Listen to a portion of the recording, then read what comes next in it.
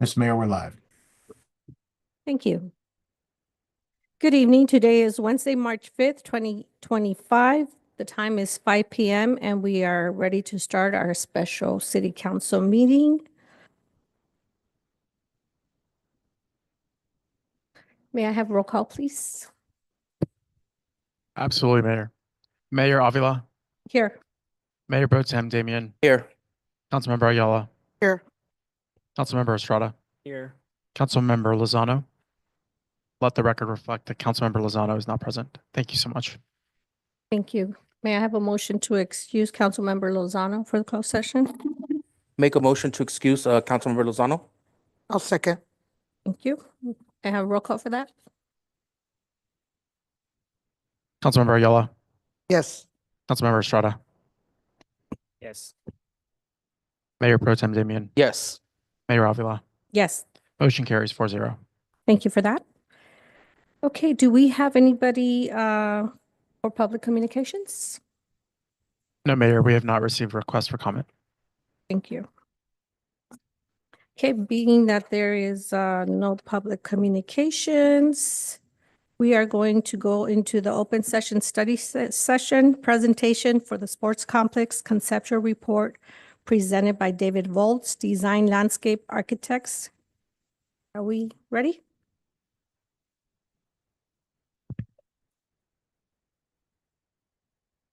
At this point, I'd like to introduce Gary Vasquez, who's the Director of Design for David Volz Design, and he will go ahead and provide a presentation regarding the sports park study. At this point, I'd like to turn it over to Gary. And Gary, as last week, just say next on the slide, and David downstairs will go ahead and forward the slide. Thank you. Very good. Good evening, Mayor, members of the council. I know a few of you probably have, we presented this not too long ago to the stockholders. And it's pretty much the same presentation. I know a few of you sat through that as well. We've changed made a few modifications. One being last week, as Manny suggested, we are David Volz Design. I'm Gary Vasquez. I'm a landscape architect. I have tonight with me Luis Pedraza that will be assisting me in my presentation. It's just a short presentation that we put together to kind of highlight Baldwin Park and its current parks and its current, I guess, recreational value currently, and to talk a little bit about the possibility of a sports park being here, a new sports park, possibly in Baldwin Park. Let's see, I'm going to go to the next slide real quick. This slide is a little interesting. Back about two years ago, the city of Baldwin Park did a park and recreation assessment where they took a look at your parks, determined what type of recreational facilities and values it provided the community. And some interesting things kind of were kind of highlighted through that assessment. You know, one is they took a look at the average amount of acres per LA County as per population per thousand people. And LA County currently has 3.3 acres per thousand people per their population. Here in Baldwin Park, it is only 0.3 acres per thousand people. Some people say that's considered park poor, but in a town that's pretty built out, I mean, it's understandable. I mean, it's hard to get parks and build parks in places where you don't have available land. In any case, I'm going to just move on down. Part of this assessment pointed out only 0.5% of the land is dedicated to parks here in Baldwin Park, and approximately 22% live within walking distance of a park. That's about I think a walking distance is considered about half a mile. The map on the parks needs map here on the right just kind of points out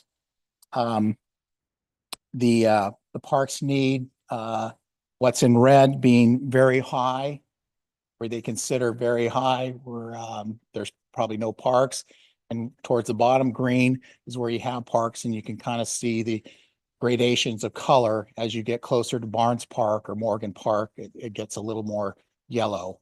So next slide. So currently, Baldwin Park, they took a look at Barnes Park being one of the two larger parks, 6.5 acres in size, providing athletic fields and playgrounds and basketball courts, a community center, picnic shelters, a nice playground. As you know, it's currently under construction right now to have a brand new fields and playgrounds and basketball courts and futsal courts as well. Walnut Creek Nature Park was looked at, 4.5 acres in size. Shire Park, just shy of 3/4 of an acre. Morgan Park being 8 acres in size, and the Hilda Solis Park, 0.5 acres. These are just some photos of those parks you have currently in city. I'm going to go to the next slide. So we're gonna take a look at and work with the community in coming up with possibly a program for a sports complex or sports center here in town. There's no specific site, although this is just going to point out kind of the timeline that we see happening through this process here. As I mentioned, we have already presented this to the Baldwin Park Stakeholders Oversight Committee back in February. Tonight, highlighted in green, is tonight's presentation. After tonight, we plan on being part of a community collaborative committee presentation, which we will come to the community and basically present this and explain to them our process for going about coming up with some concepts for a sports park here in town. After that, and that will happen back in probably the second week in March. From there, we will then meet with the community, and we have a community outreach. And that's basically where we invite the public in and we listen to their wants and needs regarding sports facilities. And we anticipate that happening in April, May of this year. Generally after that meeting, we take that information back to our studios, and that's when we start designing and putting together some ideas for the next community meeting. The second meeting will be presenting, as I mentioned, the concepts that we plan on generating. We plan on generating 4 separate concepts for approximately a 10-acre site, 10 to 20 acre site. And then after that meeting, we will refine the concepts, maybe pick and choose. What generally happens is, some people like this, some people like that, and we kind of blend it together and come up with more of a finalized concept. And that we anticipate happening in May or June of this year. And then our final would be to present the final concept plan to the city. At that point, we will generate a nice colored rendered graphic, probably have a better idea of the budget for something of a sports park for the city to use for future planning and future possibility, future development for a sports park. I'm going to have Luis come up and maybe talk a little bit about our process that we typically go through when we have these community workshops. And Gary, if I may just inject some comments at this point. Normally the process is that we would have a site on hand and then develop on on that site. Here, it appears that we may be going somewhat in abstract because we don't have a site specific yet, as you mentioned. That's correct. Yeah. However, it's not a secret that we are in talks with the school district about any of the sites of the schools that they have closed, which have been 4 so far. Whether there's going to be more or not, we do not know, but we know there are 4. And so the milestone where we are meeting with the collaborative, that's the city and the school board and a committee together. That'll be the first official discussion with the school board about a potential partnership on this. So why this is also very important, this meeting here with the council, is that, you know, whether the assumption of if we have one site of 10 acres, if we have 2 sites that would be 20 acres, what would be the amenities and the facilities that the council feels are important to definitely prioritize and have? Is it only open outdoor activities? Is it open outdoor activities and indoor, some indoor, or a combination of either? So anyway, we're not in the abstract entirely. I have a question real quick that you just mentioned. You said 10 to 20 acres. Obviously, if it's one property, it's 10 acres. If it's 2, it's 20. So would the design be 2 separate designs, or would it be one design featuring a 10-acre project and a 20-acre project? How would that work? Yeah, so we would have to assume there's 2 separate 10 acres. Correct. Roughly, right? Right. Yes, that is correct. My understanding is it's probably more likely that the 10-acre sites may be more available, I guess. And therefore, I think how we would address it is we could, focus certain activities on one 10-acre site, and possibly with the idea of maybe the other site having maybe providing certain different activities or recreational sports to kind of complement those activities. So yeah, we would design 2 concepts, and actually 4 concepts, because one site would probably focus on a 20-acre combined 10-acre site, and then the other 2 probably just 10-acre sites. So it just kind of depends on what comes out of the community outreach in terms of programming elements the community would like to see, and then we can kind of start playing with those ideas. So, yeah. So I'm going to have Luis come up real quick, and we can go to the next slide, and he's going to just talk briefly about, our process in terms of extracting interest from the community, and that helps us to generate a program for the various concepts that we'll be generating. So, please. All right, thank you, Gary. So my name's Luis. I'm with David Volts Design. I do a lot of our firm's outreach, community outreach programming, planning, and strategizing. I've been doing it for a long time. So how Gary was saying and how we were saying earlier, we are kind of in the abstract in a way for this project. And one of the key things that will drive some of this design is what are the needs of the particular communities that we kind of think need the most open space, that don't have parks around them. And one of the biggest things that we're going to do in this particular project is do a series of 3 workshops. Usually the process for these workshops is we first gather, we schedule them and we meet on site or at a center, and we do kind of a site walk or assessing the existing condition of a site. In this case, we would probably evaluate some of what we think are model sports complexes that we've seen and that the committee has also seen as potential visions for this particular project. From there, we're going to set up a series of workshops where we divide people into groups. And this is going to be our main data collection exercise. We'll talk to people, we'll get their ideas, their needs.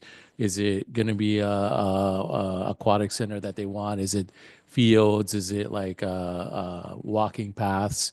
And essentially, we're trying to record that information on paper in kind of what we think will be maybe a 10-acre site layout base sheet or a 20-acre base sheet. And then we'll kind of have them present that information, and we'll kind of collect some qualitative data using that exercise. They'll go ahead and present their ideas. We'll take that information, and that's what's going to guide our preliminary concept designs.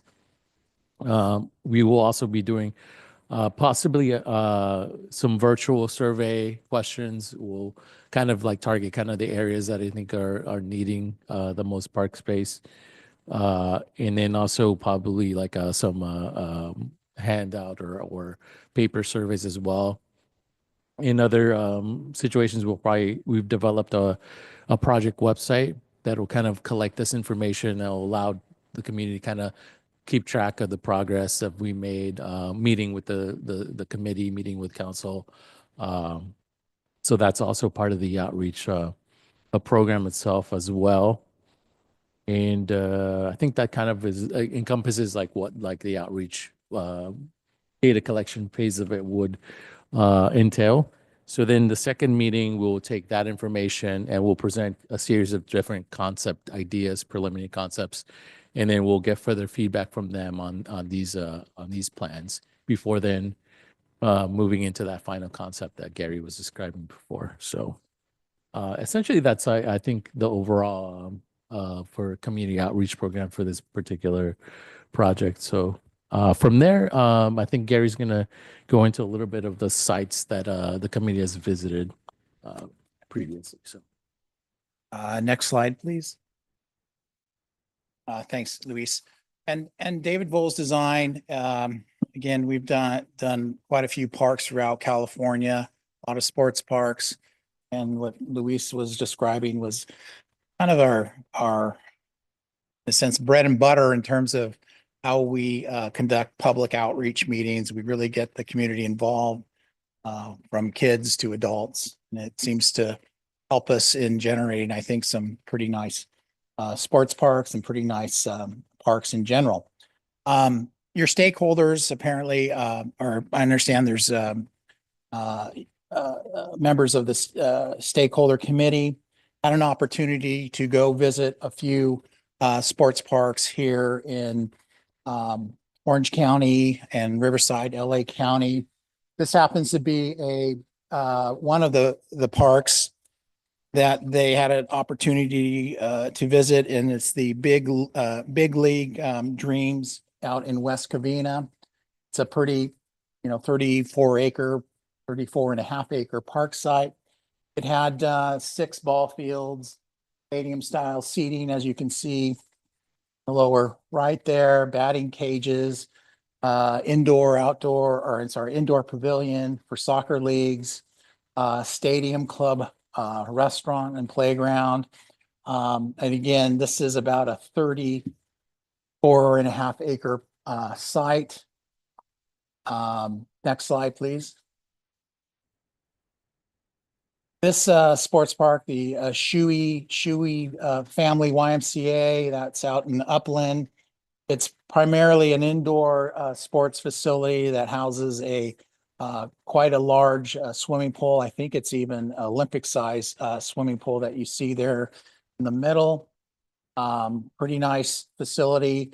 It sits on a 2-acre park site. So that kind of gives you an idea of what you could probably get on a 2-acre park site. As again, I mentioned swimming pool, basketball courts, an indoor gym, restrooms, obviously, exercise a space for group exercise classes to be held, a new recovery center, a kids zone, locker rooms, and showers. And that's the YMCA of Upland. Next slide, please.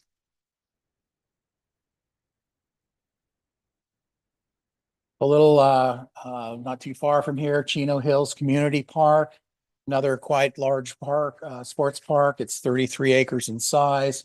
This is a interesting park. It's got a nice community, a new community park, community center, 6 ball fields, a snacks concession stand or concession building, if you will, places to picnic, a playground, walking trails, restroom. And it's what's kind of interesting, I'll just point out here is these are kind of the sports park we tend to see a lot. It's a blending of not only providing space for soccer or baseball, but it's also taking into consideration what happens with spectators that come and visit the site. It's offering play for the other children that might be attending, alternate use in this grass for movie nights, things like that. So it kind of functions as actually more than just a sports facility for the community. Next slide, please. Yeah, that's fine. I should mention those were just three sports parks that the stakeholders went to visit. The other 3 included Southgate Park, and that's in the city of Southgate, Care Youth League facility, and La Puente Sports Park as well. So they went to, I think, 6 or 7 various sports parks just to see what they had to offer. We wanted to throw a couple of the next 3 slides in just to kind of give you an idea of the scale that we're looking at. This is what's in green is approximately a 10-acre site, and what you could possibly fit into a 10-acre site. In this case, this is you could easily fit 4 Little League fields with 250-foot outfield fences is what you show there.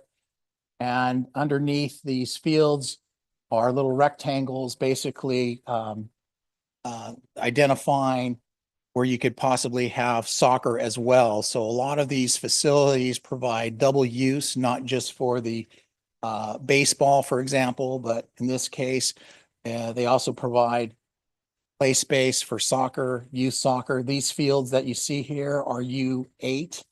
And if you were to provide a sports park that focused on that age of a soccer player, you could probably get 6 to 7 U8 fields in this case.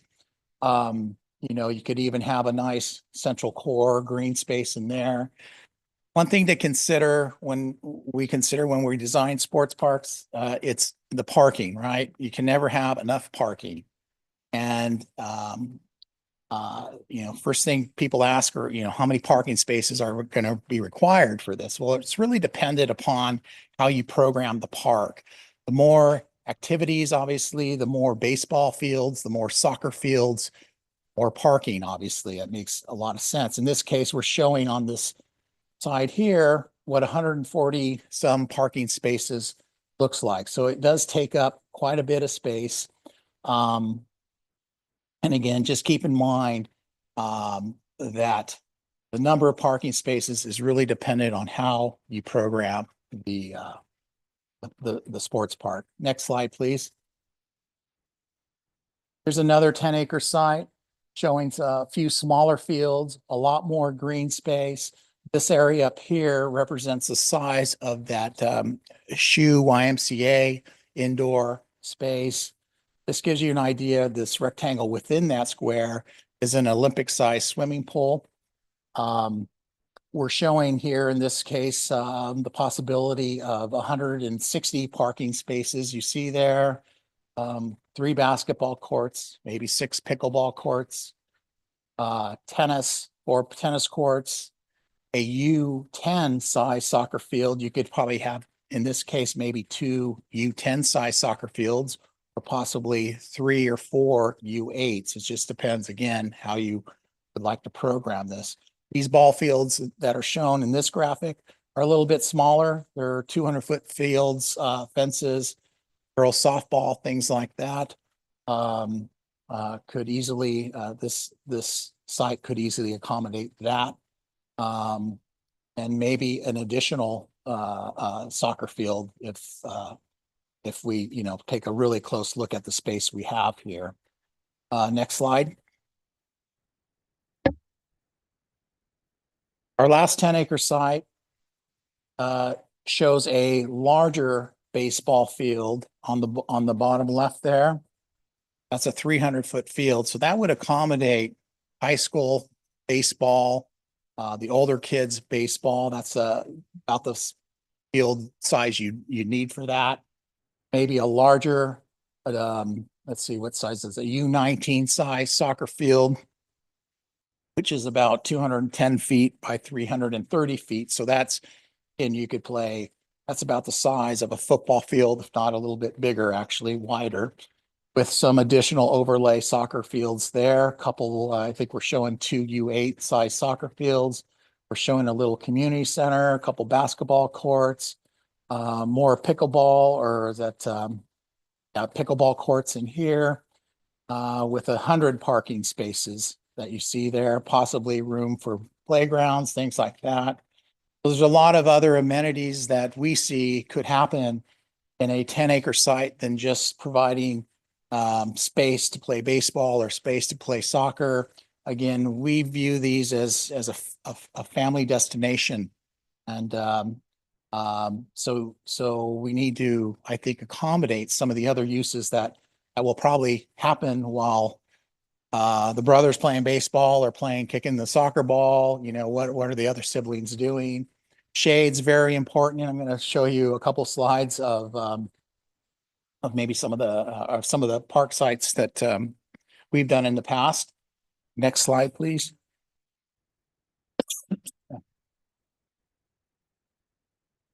So as I mentioned, we've done a number of sports parks here in Orange County, LA County.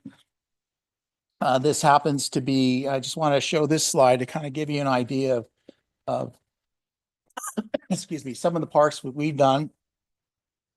The Vista Sports Park down in San Diego County, actually, soccer fields, large stadium seating, baseball fields.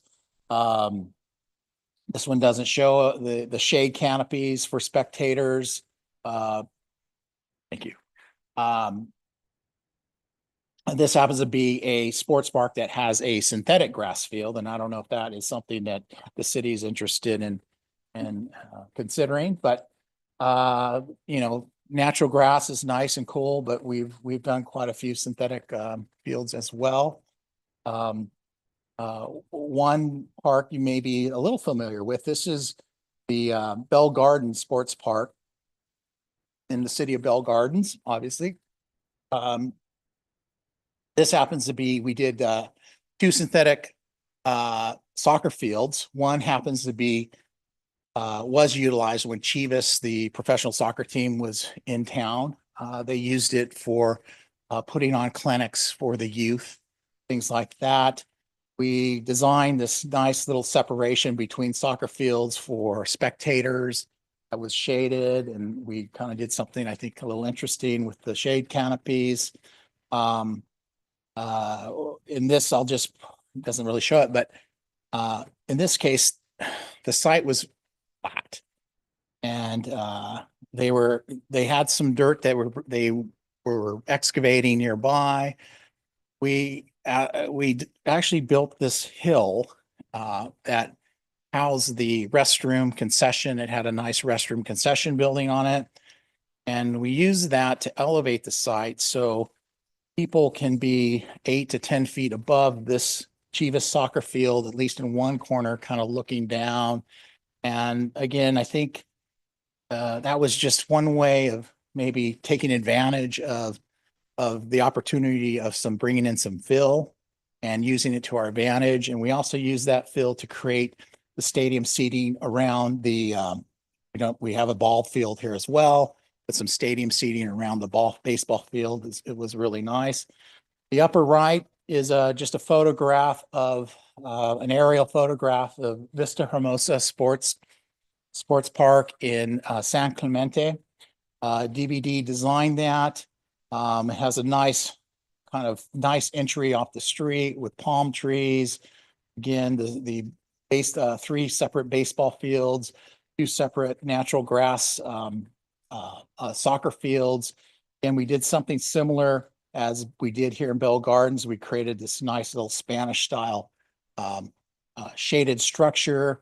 And it's elevated and built to provide bleacher seating for spectators as well. There's a restroom.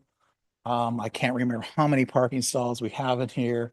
Out in the back is a football field as well, all lit at night. Lighting's, something that would also be considered as if you were to build a sports complex. And then just to kind of wrap up my presentation here, the lower right is a rendered graphic of Hermosillo Park in the city of Norwalk. Just has it's not really considered a sports field or a sports complex, but it does have two large U19 size soccer fields here that will be natural grass. But we would generate the concepts, rendered concepts like this that illustrate where the fields are, obviously, maybe some of the plantings that might happen around fields in the park itself, the parking lot here showing circulation within the park.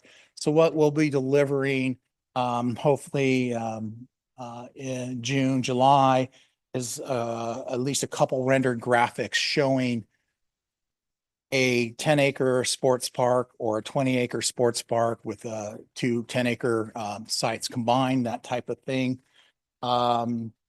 So again, we're excited to get going on this. And again, our next step would be to present this and then go on to a community outreach meeting, and we'll be rolling. So other than that, I'm going to open it up for questions, and Luis and I would be happy to answer those. Thank you. Next slide.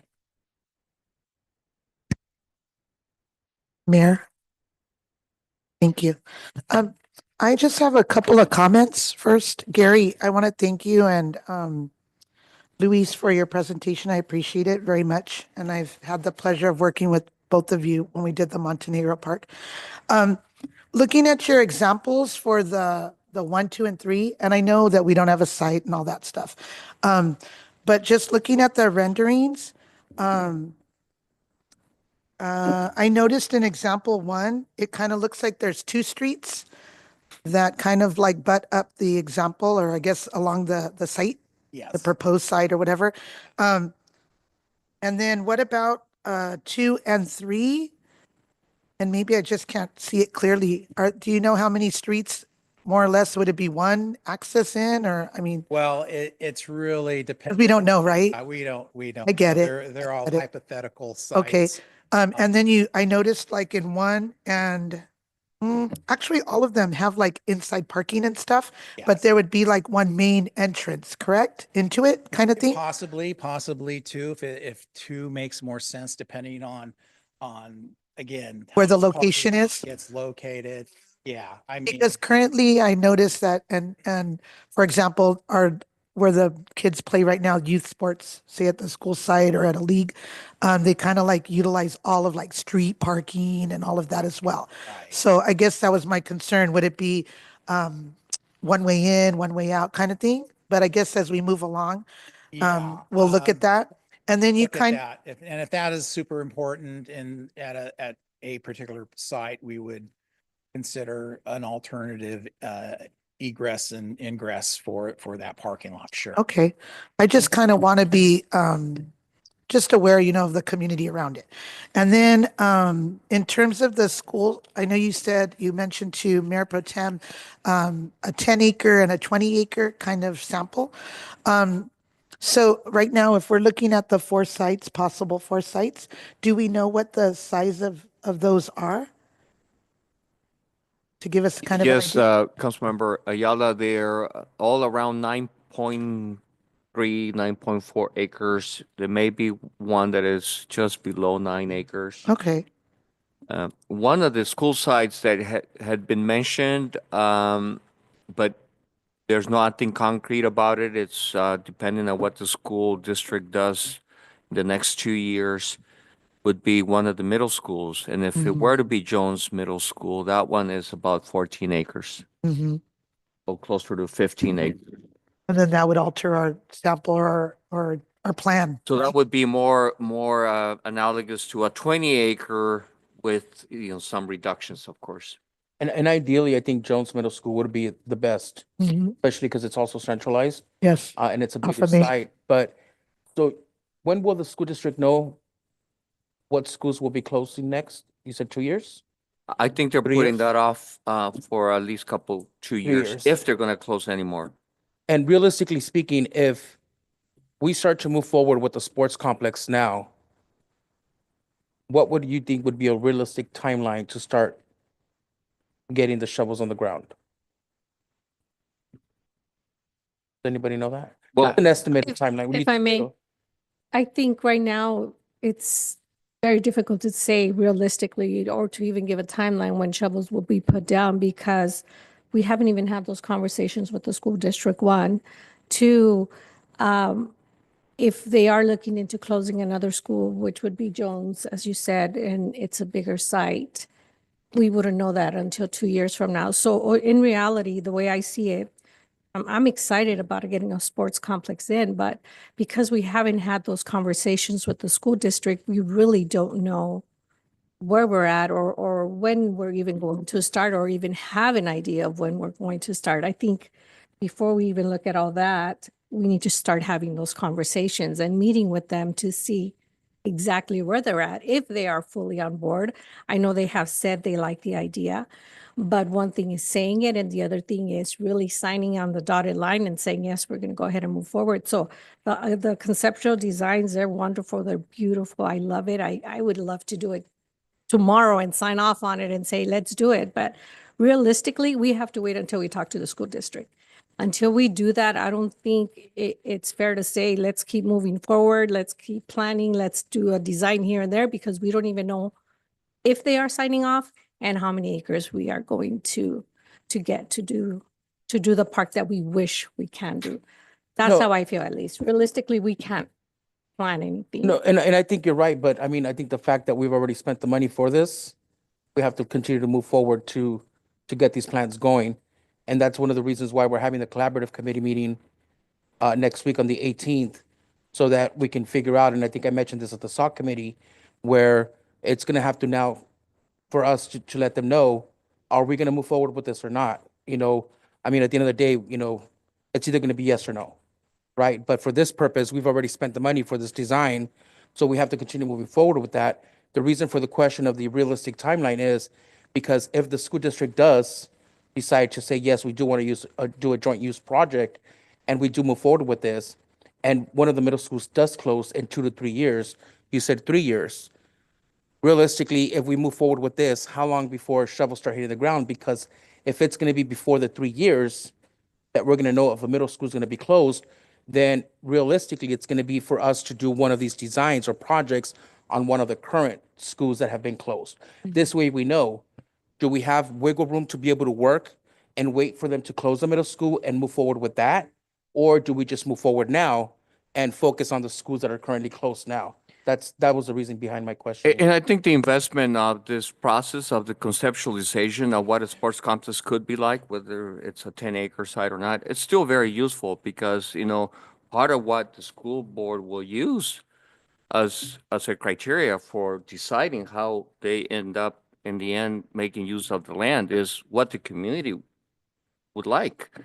And so we're gonna cultivate that preference by going to the community. 'Cause we already have heard, as Manny and Councilman and Mayor Pro Tem Damian know, when we did all the Measure BP community meetings, folks got excited about the sports complex. So we know the interest is there at the community, but this will make it real because we have an official process by which we're seeking their input and cultivating the interest. Right. And I think at the end of this process, I mean, obviously, we will have a nice rendered graphic showing a nice sports field, sports complex. But that's not going to be shovel ready, obviously. It's more of a programming thing.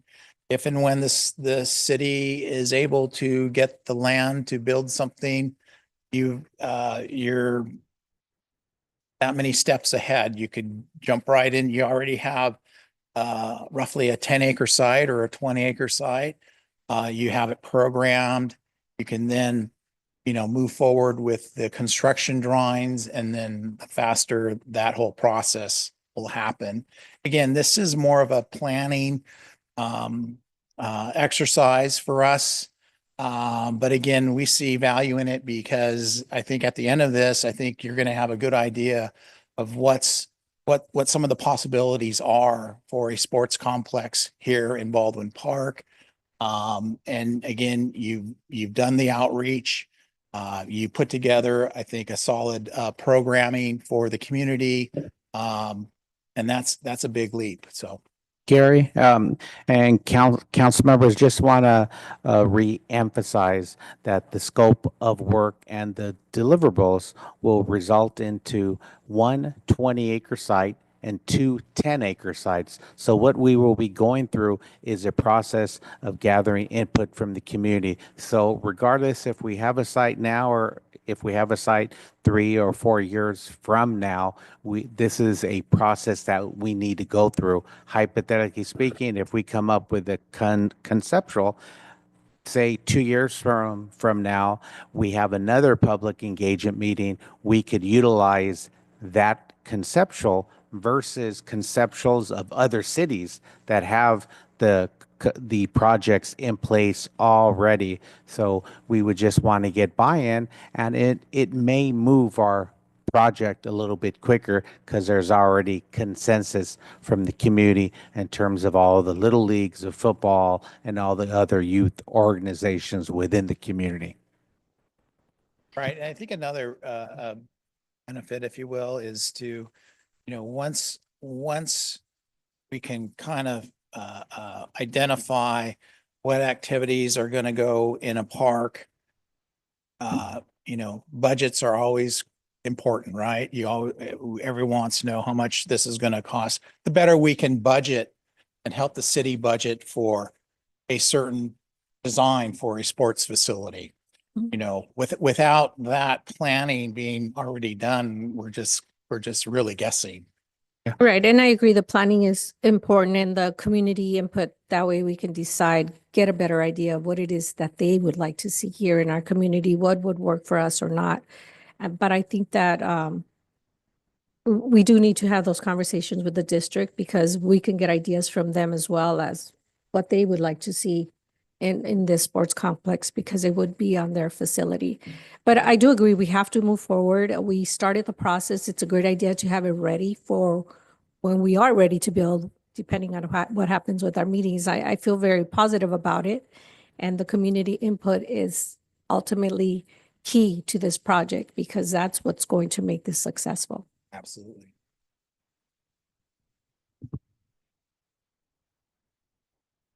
I mean, one scenario could very well be that we move ahead with a 10-acre site or thereabouts, and then, there's a phase 2, 3-5 years down the road.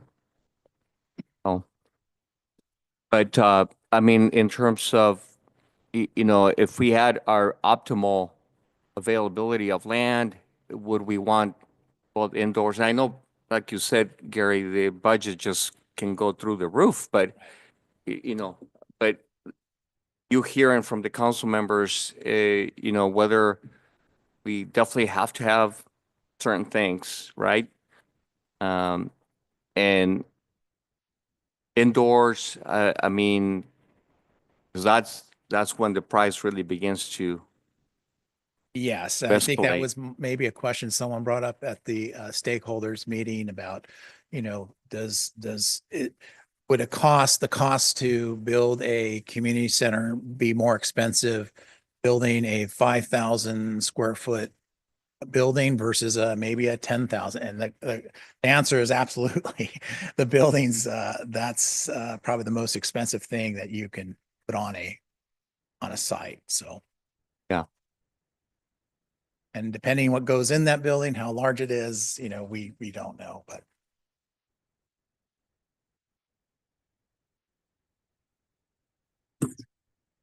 Well, thank you for the presentation. I see there's no more questions. It is very exciting, and I do hope that we do see this in Thank Baldwin you. Park in the future. Thank you Thank you. so much.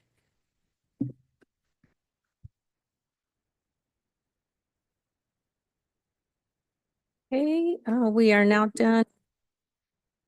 And we will recess to close session.